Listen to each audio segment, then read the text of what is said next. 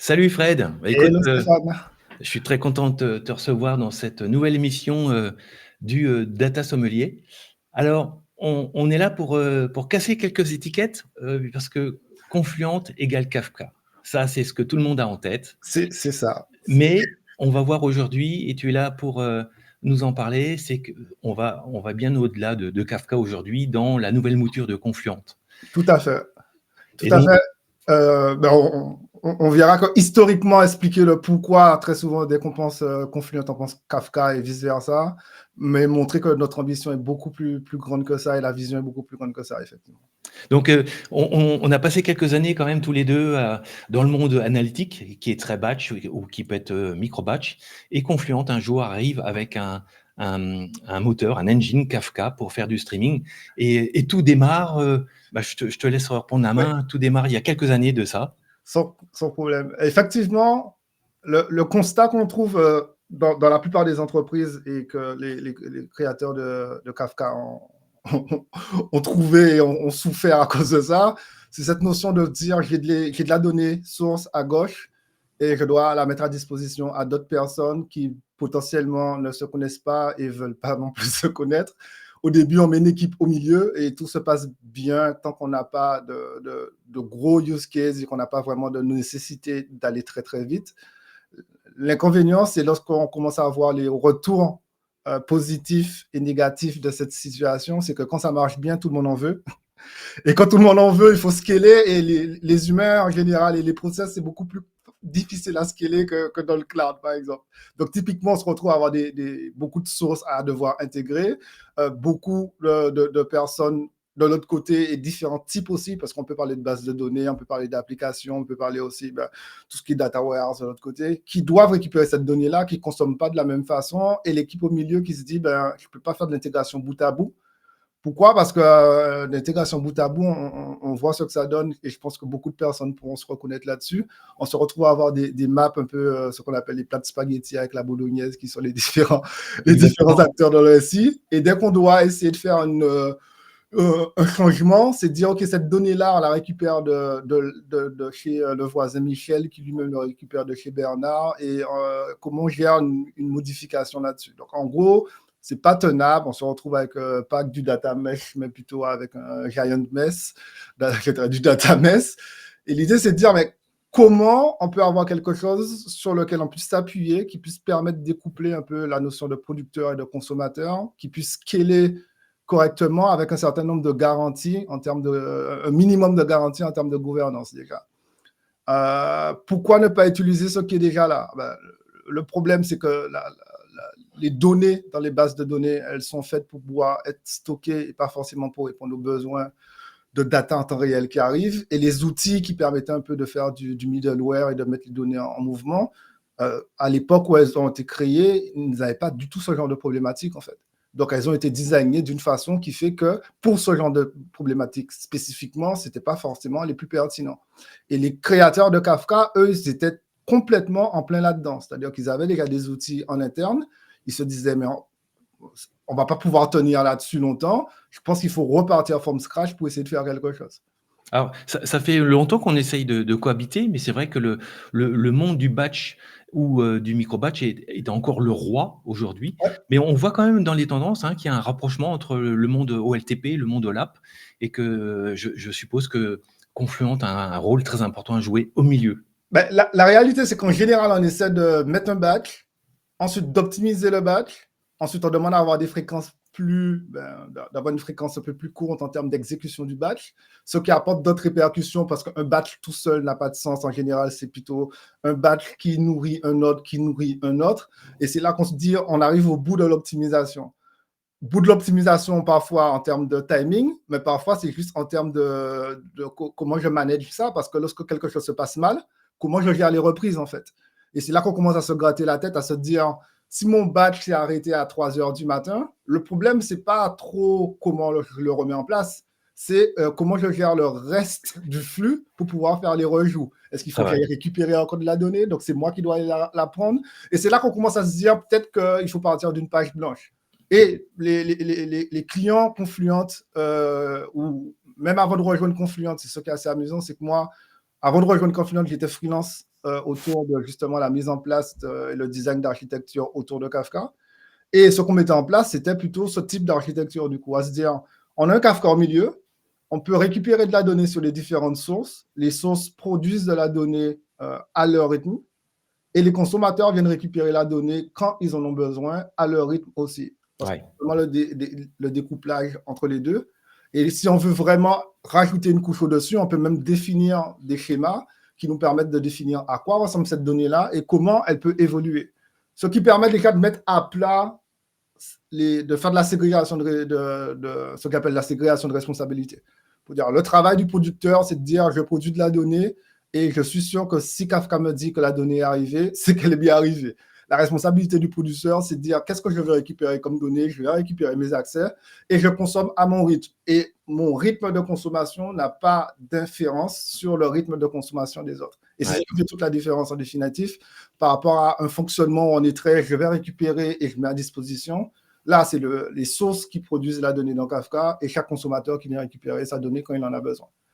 Alors, tu en as parlé, mais il y avait bon, c'est vrai que dans une approche batch ou micro-batch, il y a un côté un peu sécure, c'est que si ça plante, on fait un replay parce qu'il y a des staging areas, il y a des zones bien précises où on a fait un landing de data et on connaît le statut de cette zone-là et on fait un replay des process ETL.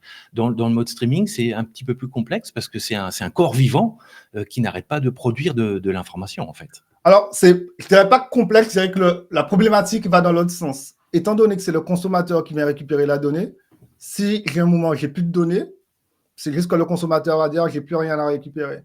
Une fois que j'ai résolu le bug qui fait que le producteur ne produisait pas, automatiquement, le consommateur il recommence à récupérer ses données.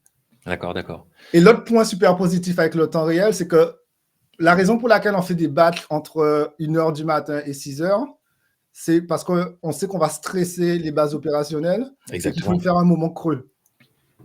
Alors que lorsqu'on est en temps réel comme ça, dès que j'ai un événement dans ma base opérationnelle, elle peut arriver directement dans mon Kafka, je peux la traiter en temps réel. Et entre 1h et 6h du matin, je peux dormir parce que si je n'ai pas de données, je n'ai pas de processus. Donc, on n'est pas en mode je ferme le bureau, j'espère que le batch va bien se passer et le lendemain, je prends mon café avant de lire mes mails parce que j'ai peur que si je lis mes mails, je ne vais pas pouvoir lire mon café. On est dans l'inverse, en fait, à dire tant que je travaille, tant qu'il y a des données, le process arrive et s'il y a une erreur, je sais très rapidement qu'il y a une erreur pour pouvoir intervenir pour mon créneau. Si je n'ai pas de données le soir, je peux bien dormir parce que de toute façon, tout a déjà été fait.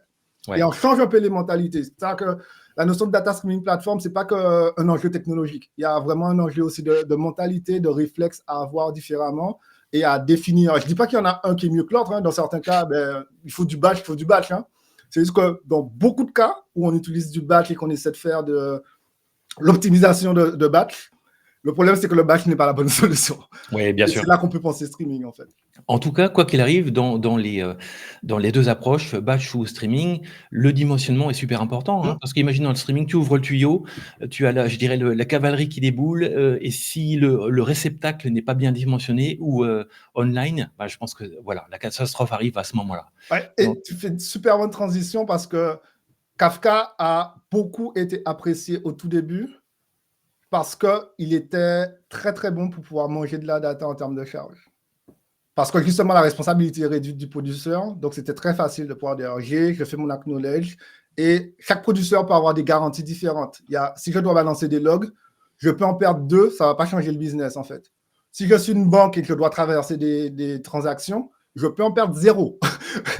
Parce que là, on peut avoir des problèmes. Et du coup, les deux producteurs auront des paramétrages différents. Le premier, ce sera en mode, dès qu'un broker Kafka m'a répondu, c'est OK, je considère que c'est bon. Le deuxième, c'est, si tu me dis que c'est OK, c'est que non seulement tu l'as récupéré, mais tu l'as refilé à 2 de tes copains en termes de réplication, que tes 2 copains t'ont dit, c'est OK chez nous. Et là, tu peux me dire que c'est bon, parce qu'on a la garantie. Donc, en fonction du type de données, on peut avoir cette notion de personnalisation, de garantie qu'on veut. Et beaucoup de personnes ont aimé ça. Et il y a tellement de personnes qui ont aimé ça qu'on a carrément eu un écosystème autour de Kafka qui s'est mis en place. Le Kafka Open Source qui est disponible. Autour de ça, il y a des services managers qui ont été mis en place. Il y a des services on-prem qui ont été mis en place par des acteurs historiques. Et il y a des équivalents qui se sont mis aussi à proposer des choses pas basées sur Kafka, mais sur la même mentalité, à dire qu'on a besoin d'un bus qui est orienté cloud natif, j'ai envie de dire, et une capacité de pouvoir processer ces données-là sans batch, en fait, en temps réel. Ouais. Alors aujourd'hui, Kafka, sans aucun doute, est devenu un standard, hein. Je vois pas une société qui n'est pas occupée, enfin, qui n'utilise pas Kafka quelque part. Et donc il y a tout cet écosystème qui vient maintenir, je dirais, la crédibilité et renforcer la crédibilité de Confluent dans ce domaine, hein. Tout à fait. Ben, Confluent, d'une part, c'est au tout début, c'est positionné sur la partie on-prem, donc accompagner les personnes qui avaient besoin de support et de fonctionnalités avancées, notamment au niveau de la sécurité sur Kafka, supporté par nous. Ensuite, on a, j'ai une slide plus tard là-dessus qui montre un peu l'histoire, mais ensuite, on a créé un service dans le cloud, parce que beaucoup de nos clients voulaient faire soit un move to cloud complet. Dans la réalité, la plupart font encore de l'hybride, parce que c'est plutôt la réalité du terrain. Certains use cases dans le cloud, ça fait sens, d'autres use cases on-prem, on fait sens. Donc, Confluent se positionne vraiment à dire, nous, on sait faire du cloud, on sait faire de l'on-prem, et le but, c'est de pouvoir fournir une boîte d'outils qui permet de répondre aux contraintes des différents clients. Ouais. Et cet écosystème a permis, 2023, d'avoir la première catégorie data streaming qui est sortie de Forrester. Cette catégorie n'existait pas avant, en fait. Et c'est parce qu'il y a eu tout le travail, toute l'histoire autour que Confluent est considéré comme un leader là-dessus et reconnu par Forrester. Mais comme je disais, l'histoire, elle a commencé vraiment 2010. Les 4 ingénieurs dont j'ai parlé, ce sont les 4 ingénieurs qui ont créé Confluent. C'est pour ça que très souvent, dès qu'on parle Confluent, on parle Kafka. Quand on parle Kafka, on pense Confluent. Et que beaucoup de docs, très souvent, les gens tombent sur la doc de Confluent. C'est tout simplement parce que c'est les créateurs, j'ai dit 4, les 3 créateurs de Kafka ont créé Confluent. C'est eux qui ont commencé à se dire, OK, il faut porter du support, rajouter des fonctionnalités de sécurité, des fonctionnalités avancées. 2017, créer la plateforme dans le cloud pour pouvoir faire en sorte que en 3 secondes, on puisse avoir un cluster et commencer à faire des POC ou mettre les choses en place. J'aime dire à mes clients, le plus dur lorsqu'on crée un cluster dans Confluent Cloud, c'est de choisir son nom. Parce que c'est littéralement, je choisis mon cloud provider, je choisis ma région et je donne le nom et mon cluster, il est créé. D'accord. Et depuis l'année dernière, on fait un gros focus sur 2023. Depuis l'année dernière, on fait un gros focus sur 2023. On fait un gros focus sur Flink. Et ça fait sens dans la partie Data Streaming Platform. J'en parlerai tout à l'heure, mais l'idée de se dire, autant que Confluent était considéré comme la boîte derrière Kafka jusqu'à, j'ai envie de dire, 2023, là, on commence à dire c'est beaucoup la boîte derrière autre chose que Kafka. Et c'est vrai que quand on regarde notre façon de communiquer autour de Confluent jusque-là, c'était on rajoute des fonctionnalités au-dessus de Kafka pour les différents personas, pour les développeurs, des clients qui ne sont pas que Java, on fournit des choses pour pouvoir déployer du Kafka avec des tests. Pour les architectes, on fournit des choses qui sont annexes à la partie purement technique. Donc, clairement, il y avait cette notion-là. Mais le point principal, c'est que notre but chez Confluent, c'est de vraiment faire une data streaming platform et il y a 4 piliers à une data streaming platform. Il y a la tuyauterie, donc Kafka fait très bien la chose. L'autre pilier, c'est comment j'intègre la donnée dans Kafka. Parce qu'on ne va pas tous s'amuser à faire du code custom alors qu'on veut juste récupérer de la donnée dans du Postgres et le faire entrer dans Kafka, dans du Oracle, toutes les sources qu'on peut imaginer. Le troisième point pour les plus avancés ensuite derrière, c'est comment cette donnée-là, je la gouverne. Parce que c'est bien gentil d'avoir de la donnée, mais si c'est pour faire comme l'époque du data lake, où j'ai plein de données qui arrivent dans le data lake et je ne sais pas quoi correspond, qui a déposé quoi, à quoi ça correspond, comment je peux l'utiliser, capitaliser dessus, on ne va jamais capitaliser dessus. Ça, c'est clair. Et le dernier pilier qui est la notion de processing. Et c'est le pilier que moi, je préfère, surtout par rapport à mon passif, parce que je suis un gros fan de Kafka Streams et de framework autour du stream processing. Mais c'est le pilier qui dit, est-ce qu'il n'y a pas des opérations que j'ai un intérêt à le faire en temps réel? Je ne dis pas que tout doit se faire en temps réel, comme on disait tout à l'heure là. Il y a des use cases de batch qui font complètement sens. Mais s'il y a des choses que je peux faire en temps réel pour gagner du temps, très souvent, le temps, c'est de l'argent, donc je gagne de l'argent aussi, et je gagne en maintenabilité, il y a tout un intérêt à avoir un outil qui me permet de faire ça. Ouais. Alors la gouvernance, c'est un gros sujet. Je pense pas qu'on en parlera aujourd'hui, et c'est très vaste, hein, et puis je pense que Ouais. chaque éditeur, rajoute un petit peu sa couche de gouvernance, autant que possible. Après, il y a d'autres outils transverses, qui prennent en compte, je dirais des problématiques, plus vastes, hein, sur les business glossaries et cetera. Mais bon, c'est pas le sujet du jour, mais c'est Non, passionnant aussi. C'est passionnant aussi. donc, de toute façon, là, mon point ici était surtout de montrer que pour avoir une data streaming plateforme, il ne faut pas juste un équivalent de Kafka. C'est qu'on doit traiter tous ces sujets-là et Absolument. on doit tous être acteurs de ces sujets-là. Effectivement, Confluent n'a pas l'ambition d'être un outil de gouvernance. Par contre, Confluent a la responsabilité de contribuer à la gouvernance de l'entreprise pour ses clients. Très, Pour dire très qu'est-ce fort. que je mets en place là-dessus. Très Donc, pour les 4 piliers, on a des réponses. Par exemple, pour les connecteurs, on a des connecteurs qui sont dans le cloud, qui sont carrément managés, mais que la configuration, qui sont supportés par nous et ou nos partenaires. Parce que j'aime bien dire, qui mieux que Mongo sait faire un connecteur qui parle à Mongo et remplace Mongo par Snowflake, par n'importe qui. Donc, c'est des partenaires avec qui on travaille pour pouvoir mettre en place des connecteurs aussi bien pour récupérer la donnée et la faire rentrer dans Confluent que pour la prendre de Confluent et la mettre à disposition. Parce que le flux de données, il va dans les deux sens en la réalité. Au niveau de la gouvernance, c'est le même principe à dire, OK, comment on peut, si on a les schémas dont je parlais, comment on peut rajouter des métadonnées là-dessus pour pouvoir définir qu'est-ce qui est données personnelles, qu'est-ce qui est données privées, publiques, et comment je peux mettre des règles parfois de transformation là-dessus. Comment, si j'ai tous ces schémas-là, je peux avoir l'équivalent d'un catalogue, mais un catalogue juste pour la partie stream, qui est une sous-partie du catalogue global de l'entreprise. Donc, on peut la mettre à disposition et avoir des intégrations natives. Et on travaille activement avec tous les acteurs qui sont spécialisés là-dessus pour pouvoir mettre en place des ponts. Pour dire, on a des métadonnées qui peuvent vous intéresser. On ne va pas faire un export Excel quand même. Ouais.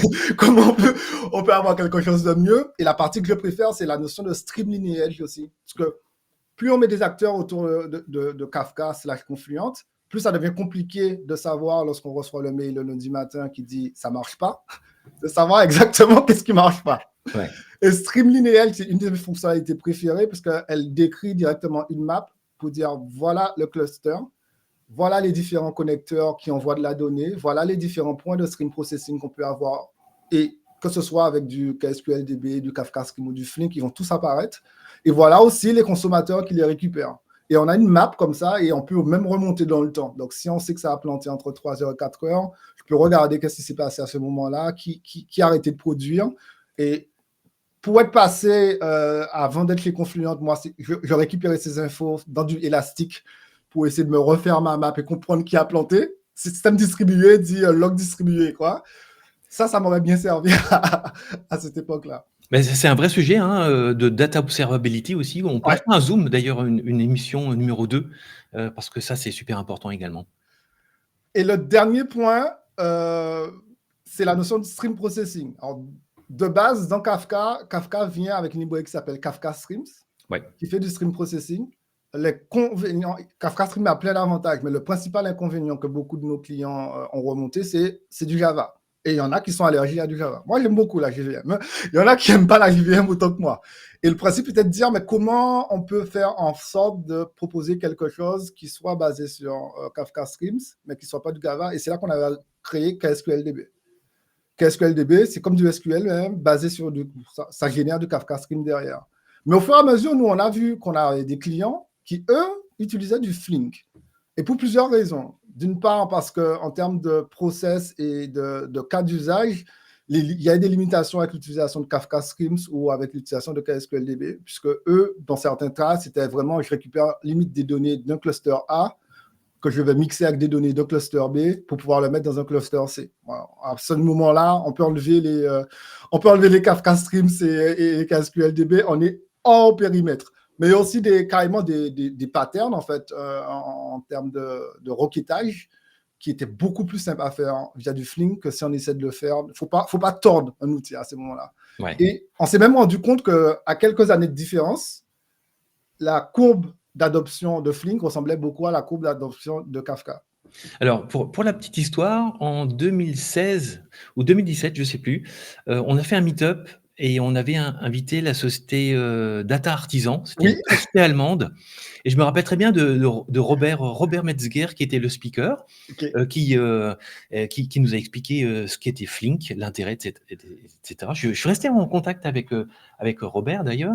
Et je crois qu'en France, il y avait peut-être un client. Ouais. C'était ça, c'était le début du C'est début. très, très niché. Mais on avait le sentiment qu'il allait se passer quelque chose. Et donc, Robert nous avait fait un show super à l'époque. Je vois que quelques années après, tout ça se consolide avec Kafka.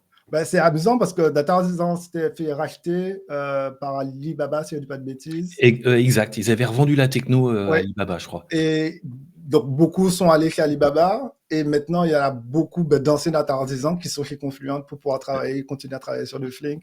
Donc, c'est assez amusant de voir un peu Et ce genre de meet-up avec Kafka, c'était exactement la même chose. Il y a Gray qui était sur Paris, le CEO de Confluent qui était sur Paris récemment et qui nous expliquait les premiers meet-up où il expliquait des choses et les gens le regardaient un peu en mode, mais qu'est-ce que c'est que cette histoire de Kafka?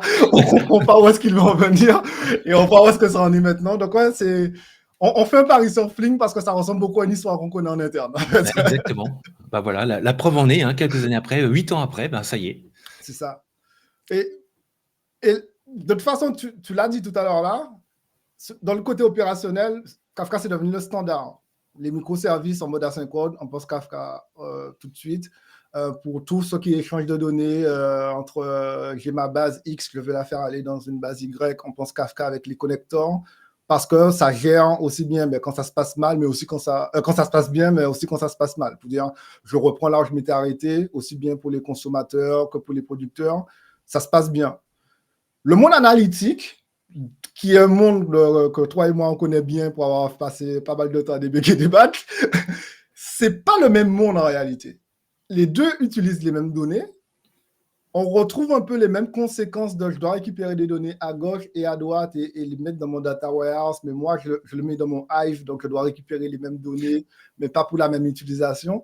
Et on se rend compte qu'il y a un standard qui commence à se mettre en place, à dire il nous faut un socle commun pour pouvoir partager ça.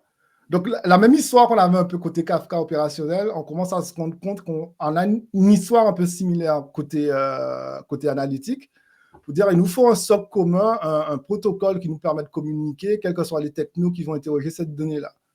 Et tu en as parlé dans une dernière émission, Iceberg est considéré, en tout cas à mes yeux, comme le standard qui prend place dans le cœur d'aussi bien les éditeurs, donc on est vraiment en termes d'industriels, mais aussi des utilisateurs en termes de clients qui veulent avoir un standard. Et nous, chez Confluent, on observe ça depuis un petit moment parce que beaucoup de nos clients, ce qu'ils font, eux, c'est j'ai mes données avec Kafka dans le monde opérationnel et je vais le mettre à disposition mon analytique avec un connecteur qui permet, par exemple, de le mettre dans du S3. Ou un connecteur qui permet de le mettre dans du S3 plus dans mon data warehouse et le mettre à disposition à Databricks en même temps, parce qu'en fonction des équipes, tout ça. La difficulté, c'est que ça, c'est pas si transparent que ça en réalité. Parce que le connecteur, s'il fonctionne bien, c'est cool, mais en fonction de là où je dois le déposer et de certaines contraintes qu'on peut avoir, il a besoin de surveiller ce qui se fait. C'est pas transparent. Quitte à le mettre dans S3, ensuite mettre les données en parquet et mettre les métadonnées qui permettent de devenir du iceberg, c'est pas le truc le plus simple et le plus transparent qu'on puisse avoir. Et chez Confluent, se dit, OK, il y a peut-être un truc à faire pour pouvoir faciliter ça. Si nous, on mettait directement les données à disposition en iceberg pour les clients, et il y a une démo qui a été faite à Kafka Summit il y a quelques semaines, le mécanisme pour mettre ça en place, c'est un clic sur un bouton. Wow. Ouais. Pour dire, je veux que les données de ce topic-là soient disponibles en format iceberg, un clic sur le bouton et on fournit l'URL qui va bien pour pouvoir en faire en sorte. On appelait ça TableFlow chez nous. Mais l'idée, c'est de dire, et c'est vraiment une initiative en termes de vision. On a commencé à faire des early access avec certains clients parce qu'on veut vraiment s'appuyer sur...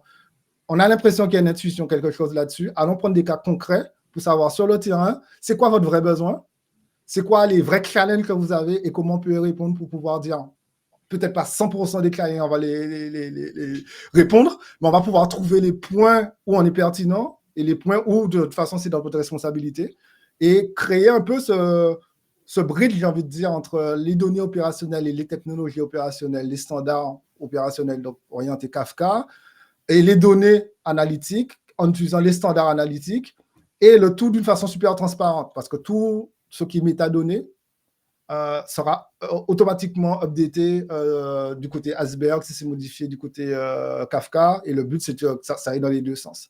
Voilà. Et là, c'est les deux mondes qui se rejoignent. Ouais. Donc, Confluent, je dirais, leader sur la partie streaming, qui pousse ces données dans Iceberg, qui, on le suppose, est un format qui va prendre de l'ampleur. Et le fait que Confluent soit derrière Iceberg aussi, en plus de grands acteurs comme Snowflake, par exemple, ça consolide aussi cette position-là, ce bridge dont tu parlais. Et c'est pour ça que je disais qu'au début, là où depuis des années, pour beaucoup de personnes, Confluent, c'est juste Kafka, on se rend compte qu'on commence à ouvrir un autre chapitre qui dit Confluent, c'est du Kafka parce que ça permet de gérer des données en temps réel avec des garanties et un découplage producteur-consommateur. Confluent aussi, ils investissent en termes de stream processing sur du Flink aussi parce que ça permet de pouvoir faire du process assez avancé. Pour nous, c'est clairement le framework stream processing le plus avancé pour pouvoir manipuler de la donnée en temps réel. Et il s'appuie aussi sur du Iceberg, parce que dans le monde analytique, c'est le standard que tout le monde veut adopter. En tout cas, on fait le pari que la plupart des gens vont adopter. Et c'est la clé de notre data streaming platform. Ouais. Une data streaming platform, c'est pas juste des tuyaux, c'est pas juste de la donnée qui passe, c'est un écosystème qui doit pouvoir dialoguer, qui doit pas être juste un à côté de l'autre, mais qui doit pouvoir dialoguer pour pouvoir créer une expérience qui sera la plus intéressante possible. Et ça, c'est des choses qu'on a appris avec Confluent Cloud. Confluent Cloud, c'est pas juste du Kafka qu'on met sur du YAS. On a vraiment je sais jamais dire ce mot, mais revu l'architecture pour pouvoir profiter de tous les avantages qu'il y a dans le cloud. Ça nous a même valu un prix par rapport à notre engine qui s'appelle Cora. Et pour pouvoir dire, on veut créer une expérience qui sera vraiment cloud natif. Et c'est exactement ce qu'on fait avec Flink, qui permet d'écrire des pools. Et on s'occupe des pools, mettez vos requêtes. Et c'est le même travail qu'on fait avec Iceberg pour dire, choisissez vos topics, cliquez pour dire, ça doit être disponible dans Iceberg. Et on s'occupe de la synchronisation et de tout ce qu'il y a autour. Ouais. Donc, Tableflow, ça a été annoncé il y a quelques semaines. Hein. Donc, on peut penser que ce sera mis à disposition des clients d'ici à la fin de l'année, je suppose. Non? Alors, on n'a pas vraiment de timing là-dessus, parce que comme je te disais, dans un premier temps, nous, on a travaillé beaucoup à discuter sur la vision. Ouais. Et là, on est en train de travailler avec certains clients qui sont déjà avancés là-dessus pour pouvoir bien... Une chose qu'on veut éviter, qu'on ne peut pas tout le temps éviter, mais qu'on veut éviter chez Confluent, c'est faire des fonctionnalités qui, sur le papier, répondent à un besoin et dans la réalité, ne répondent pas du tout. Ouais. Donc, parfois, pour pouvoir faire ça correctement, il faut aller un peu lentement. Donc là, on a ouvert Early Access pour certains clients et on est en pleine itération pour essayer de comprendre, pour dire, on avait pensé que c'était ça. Et finalement, votre vrai besoin, il est plus ça. Si je vous donne... Et parfois, des clients, ils n'osent pas nous demander certaines choses parce qu'ils pensent que c'est compliqué à faire. Je pense que ça, c'est le cas de tous les développeurs.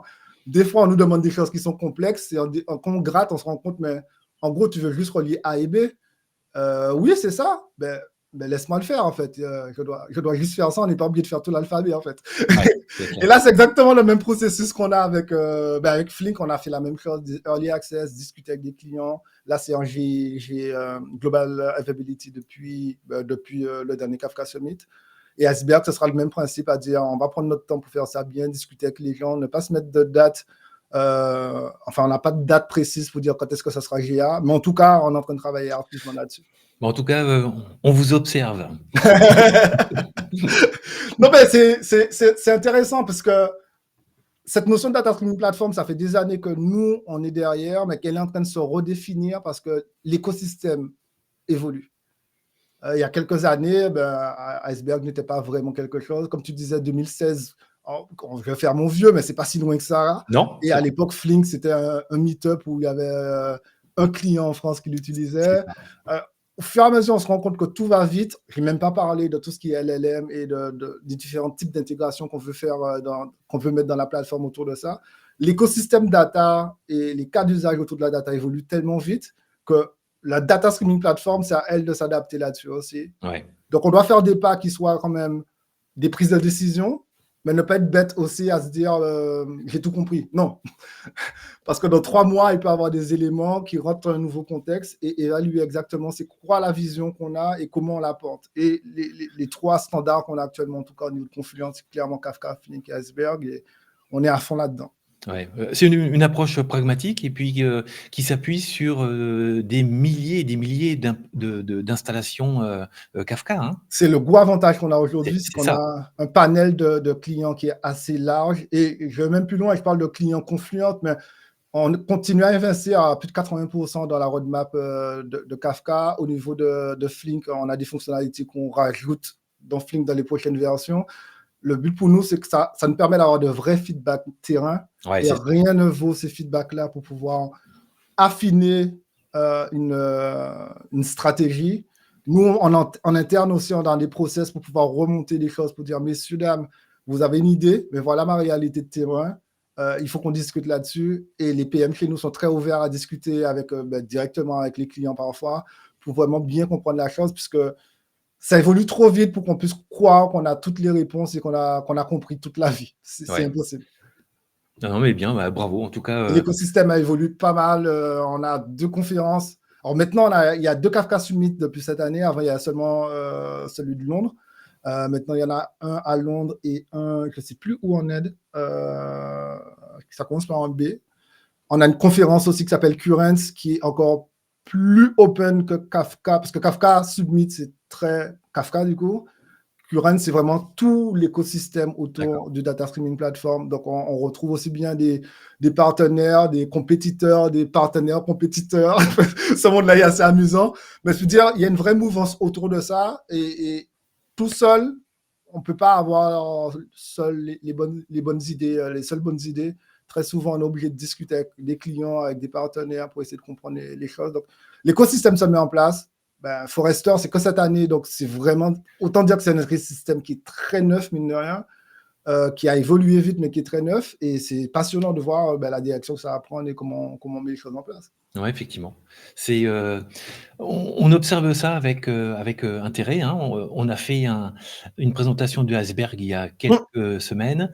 Là, tu nous parles de Tableflow. Je pense que ça méritera, quand, tu le décideras et que c'est disponible, de faire un zoom là-dessus aussi. avec grand plaisir. Et on peut refaire aussi une passe sur Flink, hein, même si ça existe depuis, plus longtemps. Oui, Avec, grand plaisir pour faire une revue. c'est mon petit dada là. Pas plus tard que hier, j'étais dans un workshop d'une journée où on faisait un workshop sur Flink SQL avec explication de comment ça marche et quelques requêtes un peu tordues quand même sur certaines choses pour montrer la puissance de la bébête. Donc oui, Flink, avec grand plaisir. Bah, écoute, quand tu voudras. Voilà, je crois que, bah, écoute, on a passé 32 minutes ensemble. Ça a été, super, instructif. Voilà, j'adore la joie que tu mets dans tes Ah présentations. ben, moi j'aime beaucoup ces sujets-là. Si c'est un sujet que j'aimais pas, je peux te dire que j'aurais pas eu autant de dynamisme. Là, c'était pas difficile pour moi d'en parler parce que j'aime beaucoup le sujet de façon personnelle et la vision dans laquelle ça va aussi. Et ça m'excite de me dire, on sait pas exactement où est-ce que ça nous menait, mais ça va nous mener quelque part et que ça va être drôle. Ça, c'est clair. C'est très intéressant à voir et oui. Donc, merci beaucoup de m'avoir accueilli. C'était un grand plaisir. Bah, merci à toi, Fred, et puis à très bientôt pour les sujets de gouvernance, de Lineage et puis Tableflow, très bientôt. À très bientôt. Au revoir tout le Salut, à monde. bientôt.